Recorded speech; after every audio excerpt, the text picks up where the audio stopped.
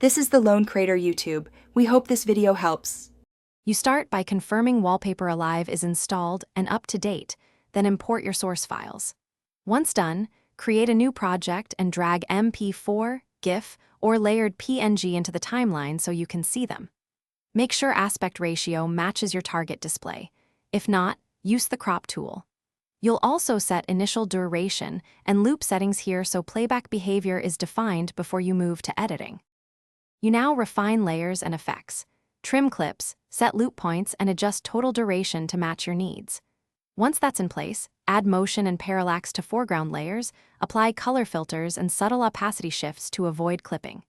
Use keyframes for smooth transitions and to pace movement across the screen. Make sure to preview on target resolution.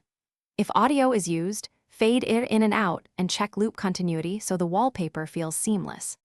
You finish by choosing the correct export preset for desktop or mobile, set resolution and bitrate, then export the package.